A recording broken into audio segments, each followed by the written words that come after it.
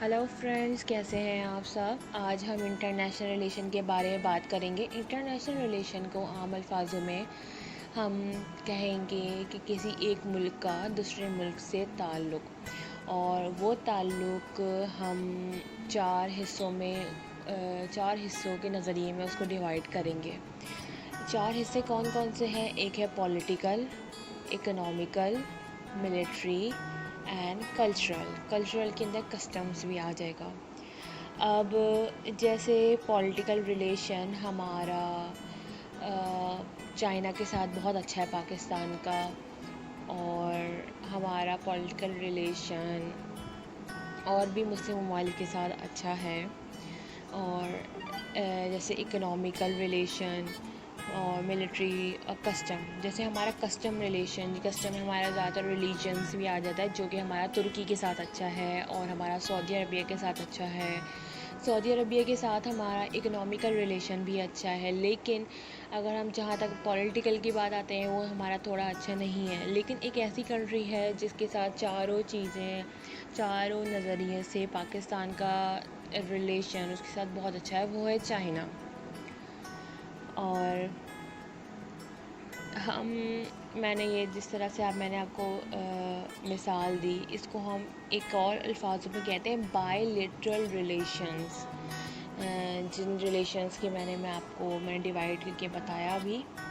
اچھا، ملٹری کی بات کریں، ملٹری کے اندر ہم 3 طرح کی ملٹری پاکستان میں آ جاتی ہیں: نیوی، آرمی، ایئر فورس۔ اب ملٹری کے ریلیشنز کون سے ہوں گے؟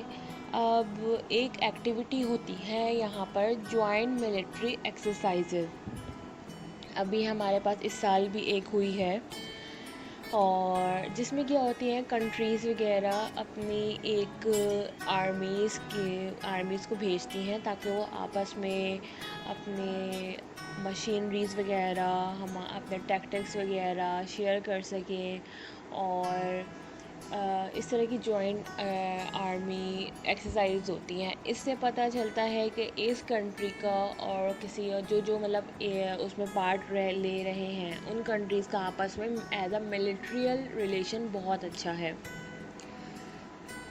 اچھا، اب ہم یہاں پہ بات کریں گے ڈسپلنری کے بارے میں، انٹرنیشنل ایز اے ڈسپلنری۔ اب دیکھیں 2 طرح کے ڈسپلنری ہوتے ہیں: interdisciplinary, multidisciplinary. Interdisciplinary ہم کہیں گے جیسے سائنس، سوشیولوجی، لا، اور مطلب کہ یہ سبجیکٹس ایک پرٹیکولر سبجیکٹ ہے، لیکن جو ہمارے پاس انٹرنیشنل سبجیکٹ ہے وہ ہمارا ملٹی ڈسپلنری کہلائے گا۔ کیونکہ آئی آر اگر ہم پڑھتے ہیں تو آئی آر کے اندر سوشیولوجی بھی آ جاتا ہے، لا بھی آ جاتا ہے، پولیٹیکل سائنس بھی آ جاتا ہے۔ آپ جو سبجیکٹ پڑھ لو اس میں ہم آئی آر انٹرنیشنل ریلیشن ضرور دیکھیں گے، تو انٹرنیشنل ریلیشن ہمارے پاس ملٹی ڈسپلنری ہوگا، ٹھیک ہے۔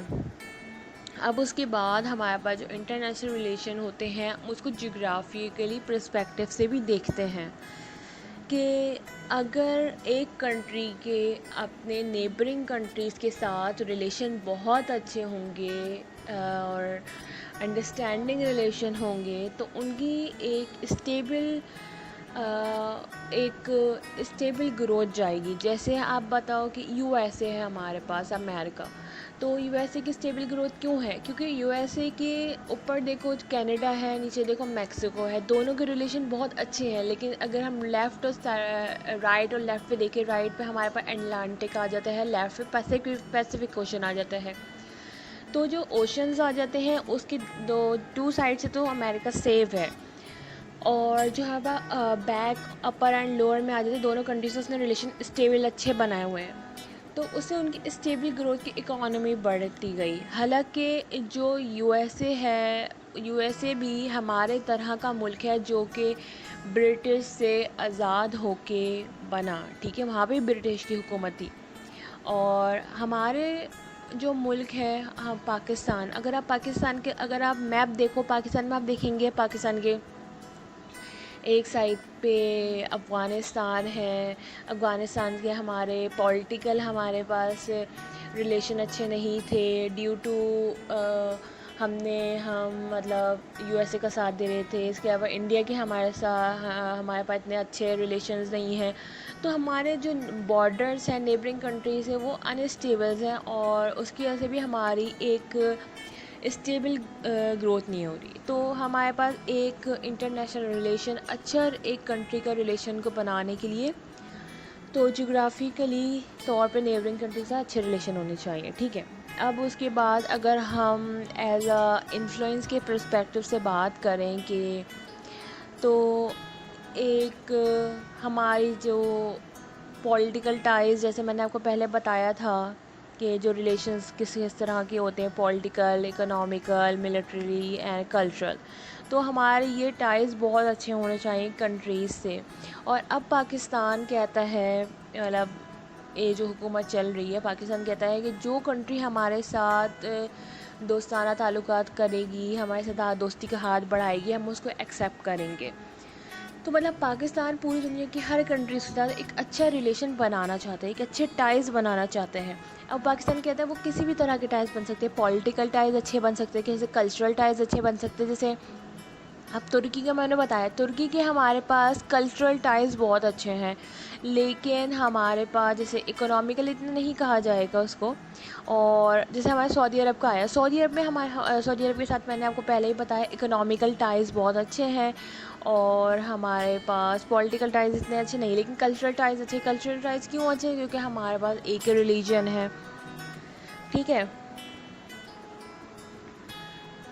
اب اس کے بعد ہم ایک ڈپلومیٹک ٹائز کی طرف آئیں تو مطلب ایک ڈپلومیٹک ٹائز جیسے آپ کو ایک پلیٹ فارم ملتا ہے جیسے FATF کا. ٹھیک ہے. FATF میں آپ نے یہ دیکھا ہوگا کہ بار بار پاکستان کبھی وائٹ لسٹ میں آ رہا ہے, گرے لسٹ میں آ رہا ہے, کبھی کبھی بلیک لسٹ میں آ رہا ہے. تو یہ کیا ہو رہا ہے؟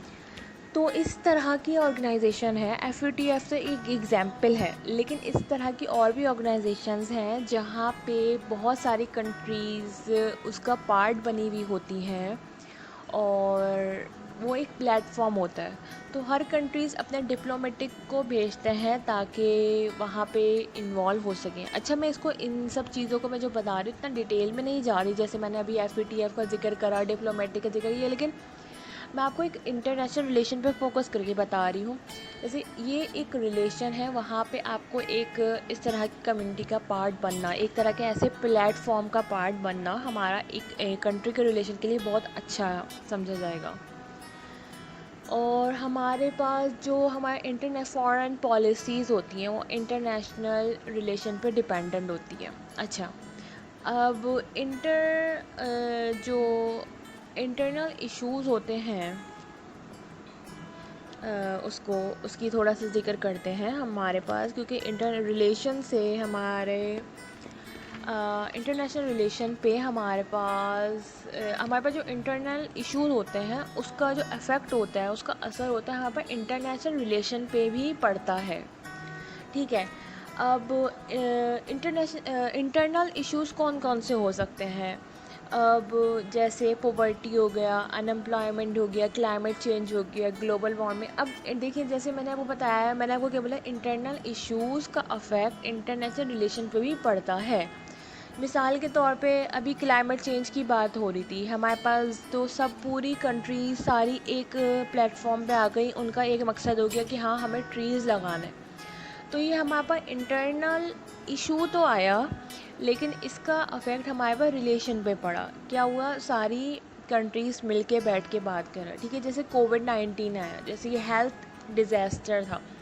اب یہ ہیلتھ ڈیزاسٹر نے پوری دنیا کی کنٹریز کو ایک پلیٹ فارم پہ لا کے کھڑا کر دیا. یہاں پہ کوئی بھی اپنا political difference, cultural difference, economical difference, diplomatic difference نہیں دکھائے گا, لیکن یہ صرف ایک انٹرنل ایشو کی وجہ سے پورے انٹرنیشنل ریلیشن پہ چینج آیا ہے. جیسے ہمارے ہیومن رائٹس کی بات ہوتی ہے، چلڈرن رائٹس کی بات ہوتی ہے، اور کرائم کی بات ہوتی ہے، نیشنل سیکیورٹی کی بات ہوتی ہے، انوائرمنٹل سیکیورٹی کی بات ہوتی ہے. جیسے ہم مثال انوائرمنٹل سیکیورٹی کی بات کرتے ہیں، جیسے ایٹامک بمز. ایک لمٹ ہے کہ جیسے ہماری دنیا میں اس لمٹ سے آپ کچھ بنا سکتے ہیں، ٹھیک ہے، ایٹامک بمز وغیرہ. اور یہ ایک پوری کنٹریز جتنی بھی ایک انہوں نے یونین نے ساتھ مل کے ڈیسائیڈ کر لیا کہ کوئی بھی کنٹری اس سے زیادہ کا نہیں بنا سکتی، کیونکہ اگر کسی نے بنایا. اور جیسے ہمارے پاس جاپان میں جو ہوا تھا بوم، مطلب کہ جو اٹامک کا ہوا تھا، ٹھیک ہے. اچھا، اس کا ہم دوبارہ ذکر کریں گے کہ جو ہوا تھا جاپان میں نا. تو خیر، انہوں نے وہاں پہ جو ہوا تھا اس کے جو اٹامک بم، اس کے بعد آج تک اس کے آثار نظر آتے ہیں. مطلب اٹامک بم اتنا ہمارے انوائرمنٹل کے لیے ورسٹ ہے. تو ہمارے پاس سب نے بولا کہ انوائرمنٹل سیکیورٹی کے لیے ہم اس پہ کریں گے کہ ہم کوشش کریں گے کہ کوئی وار، ہم اس طرح کی وار کے لیے نہ جائیں، اور کوئی بھی کنٹریز اس طرح کے ایکسپیریمنٹس وغیرہ نہ کرے. ایک طرح کی چھوٹی سی ایگزامپل رہی، ٹھیک ہے. اب اس کی بات کرتے ہیں کہ ایک انٹرنیشنل ایک ریلیشن کا میں چینجنگ پبلک اوپینین سے بھی آتا ہے. Public opinion also matters in international relation. اور وہ کس طرح، اب اس کی ایگزامپل آپ یہ لے سکتے ہیں. ابھی اسرائیلی اور فلسطین کے بیچ میں جو کانفلکٹس وغیرہ ہوئے، اور جو ایک طرح سے وار ہی ہے، لیکن آپ وار نہیں کہیں گے، تو کانفلکٹس کم کہتے ہیں. تو کانفلکٹس وغیرہ جو ہو رہے ہیں، تو اس پہ اگر ہمارا ملک، ہمارے ملک کی جو ریپرزنٹیٹیوز ہیں، وہ اگر بولتے کہ نہیں ہم اسرائیلی کے ساتھ ہیں، مثال کے طور پر، تو اس سے ہماری جو پبلک اوپینین، ہمارے پبلک تو اس کے ساتھ نہیں ہے. اگر وہ اس طرح کے اسٹیٹمنٹ دیتے تو ہماری پبلک بہت زیادہ اس پہ افیکٹ پڑتا. اچھا، اب میں آخر میں آپ کو ایک بک کے بارے میں بتاؤں گی، اور وہ بک آپ پڑھیے گا اور مجھے ضرور بتائیے گا. اس بک میں زیادہ تر انٹرنیشنل ریلیشن کے اسکوپس کے بارے میں بات کی ہے. انٹرنیشنل ریلیشن کے اسکوپس 3 طرح کے ہیں: نان گورنمنٹل آرگنائزیشن جو کہ NGOs آ جاتی ہیں، انٹر گورنمنٹل آرگنائزیشن جو کہ IGOs آ جاتی ہیں، اور ملٹی نیشنل کمپنیز. یہ تو گورنمنٹ سے لنک تو نہیں ہوتی اوپنلی، لیکن ان کے پیچھے کوئی پاور کام ضرور کر رہی ہوتی ہے. وہ گورنمنٹ کی بھی ہو سکتی ہے اور بہت بڑی آرگنائزیشن، لیکن بیسیکلی ہم کہتے ہیں وہ گورنمنٹ سے لنکڈ ہیں. اوپنلی نہیں ہے لیکن ہیں، ٹھیک ہے. اور یہ بک کا نام ہے the new confession of an economic hit man by John Perkins. یہ بک آپ ضرور پڑھیے گا، اور اس میں بہت ڈیٹیل بتائی گئی ہے، بہت اچھی لکھا ہوا ہے ان کے ڈیٹیل کے بارے میں، کہ اس طرح کی جو آرگنائزیشنز ہیں جو کہ ہمارے پاس انٹرنیشنل پہ افیکٹ کرتی ہیں، اور جو کہ بظاہر تو گورنمنٹ سے نہیں لنک ہوتی، لیکن ایز اے بیک ہینڈ پہ گورنمنٹ کے ساتھ کام کر رہی ہوتی ہے.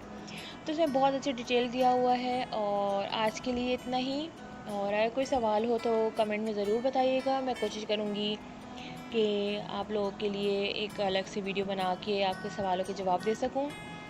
اور چلیں اب ملتے ہیں ہم اگلی کلاس میں. سننے کے لیے بہت شکریہ.